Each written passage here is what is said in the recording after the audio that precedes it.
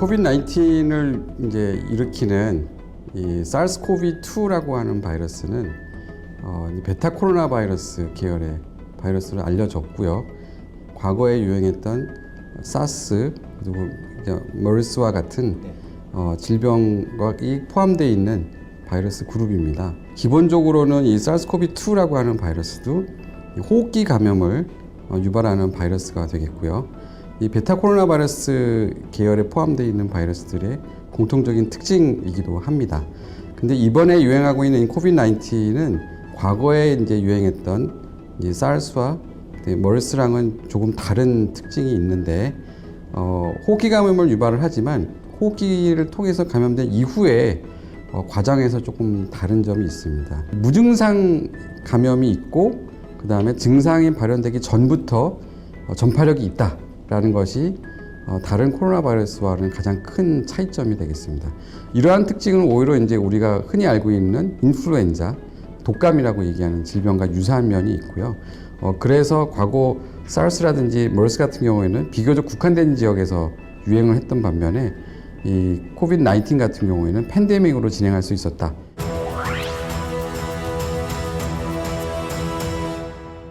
기본적으로 이 SARS-CoV-2라고 하는 바이러스가 그러니까 ACE2라고 하는 이 수용체를 사용해서 세포 안으로 들어가게 되고 당연히 ACE2라고 하는 수용체를 많이 가지고 있는 세포에 이 바이러스가 들어가면서 해당 부위에서의 관련된 임상 증상들이 나타납니다.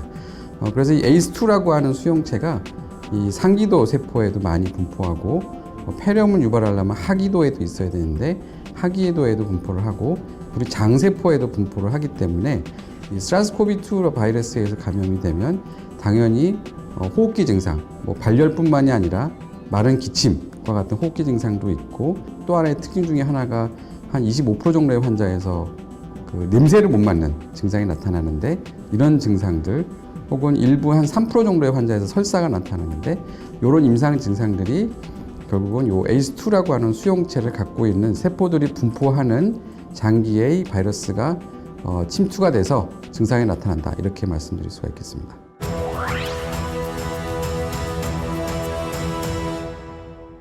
이 사르스라든지 머스 같은 경우에는 조기에 진단을 하고 조기에 격리를 하게 되면 전파를 최소화할 수 있는 그런 가능성이 있었다고 할 수 있는데 이번 코비드-19 같은 경우에는 이 바이러스가 증상이 나타나기 이전부터 전파력을 갖고 있다.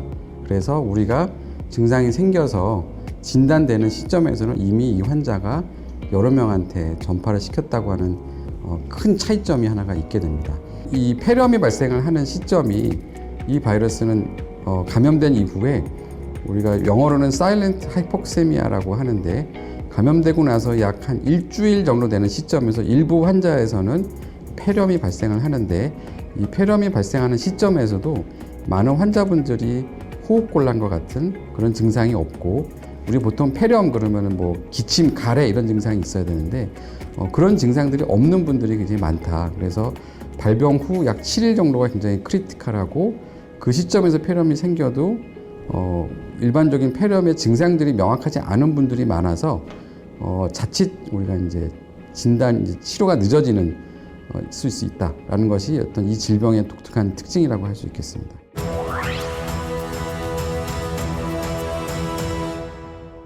대규모로 환자가 이제 발생했을 때 특히 이제 그 분류가 굉장히 중요하고 그 환자의 분류라는 것은 결국은 의료 자원을 적절히 활용하기 위한 목적이 가장 크다고 할 수 있겠습니다. 그래서 이제 그 분류를 위해서 우리나라에서 사용했던 것이 일종의 임상적인 지표들을 몇 가지로 점수화한 일종의 이제 스코어링 시스템들을 많이 활용을 했습니다.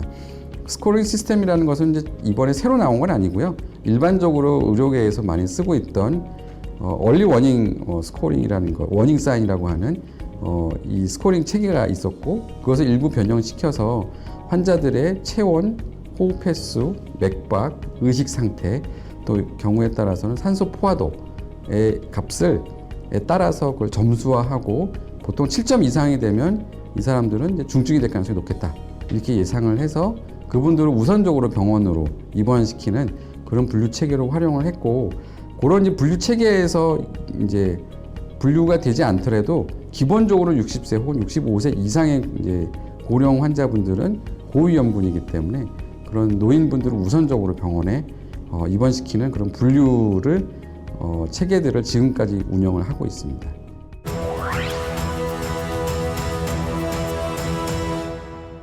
일반적으로 지금 이 코비드-19의 치료제는 효과적인 게 크게 알려진 게 없습니다. 이제 렘데시비어라고 하는 항바이러스제만이 일부 효과가 있다. 최근에 이제 언론에 이제 뭐 덱사메타존이라고 하는 스테로이드가 일부 도움이 될 수 있다. 이런 연구 결과들이 지금 막 나오고 있는데요. 일반적으로 이제 그런 약물들은 앞에서 말씀드린 대로 뭐 폐렴이 발생한 혹은 폐렴이 발생할 것으로 예상이 되는 중등도 내지는 중증 환자에서 투약이 되고 있습니다. 일반적으로 항바이러스제는 감염 초기에 가능한 한 빨리 쓰는 것을 추천을 하는 경우가 많은데 지금 현재 상황에서는 환자가 나빠지는 시점에서 우리가 약물 치료가 시작이 되는 경우들이 많아서 그런 항바이러스의 효과는 거의 대부분 없는 걸로 나오고 있고 환자는 나빠지는 상황에서는 이제 염증을 줄이기 위한 치료 약물들, 뭐 스테로이드라든지 이제 이런 약물들이 이제 시도가 되고는 있습니다. 결국은 연구 개발이고요. 그다음에 저희가 지금 저희 기관에서 우리나라 같은 경우는 저희 기관에서 그래도 이제 가장 많은 임상을 해본 게 회복기 혈청이라고 하는 것을 활용을 이제 했었죠. 회복기 혈청이라는 것은 약이라기보다는 여러 가지가 포함되어 있는 그런 치료제이기 때문에 지금과 같이 이제 치료제가 없는 상황에서 일종의 어떤 교두보 역할을 하는 거죠. 그 빈틈을 좀 메워주는 방법으로 저희가 활용을 하고 있고 결국은 이 바이러스를 정말 잘 죽일 수 있는 새로운 항바이러스제 혹은 이미 폐렴이 심각해졌을 때 효과적으로 폐 염증을 줄여주면서 바이러스가 증식하지 않게끔 하는 그런 효능을 보이고 있는 어떤 항염증 치료제 그리고 그런 두 가지 약물의 어떤 조합이 적절히 이루어져서 환자를 회복시킬 수 있는 그런 이제 치료법들이 연구를 통해서 이제 나와야 될 상황이고요.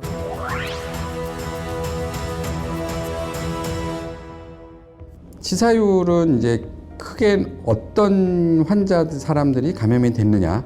우리가 이미 알고 있듯이 이 코비드-19의 가장 고위험군은 60세 이상의 고령자들입니다. 그래서 얼마나 많은 노인이 감염이 됐느냐에 따라서 치사율이 달리 나올 수 있겠고 대규모로 환자가 발생했을 때는 결국은 의료 자원의 분배가 굉장히 중요하게 됩니다. 병원이라는 데가 한정적이고 그 병원의 모든 코비드-19 환자만 입원할 수는 없기 때문에 폐렴이라든지 치료를 받아야 되는 분들이 신속하게 진단이 되고 꼭 입원이 필요한 사람들이 병원으로 입원해야 되는 어떤 그런 의료 자원의 적절한 배분이 중요한데 최대한 이 사람들이 격리될 수 있는 시설을 확보하고 적절한 분류 체계를 활용해서 중증으로 예행되는 분들을 조기에 찾아내고 그분들은 병원에서 적극적인 어떤 대증적인 치료죠. 뭐 수액도 맞고 항생제도 맞고 이런 대증적인 치료들을 받을 수 있게끔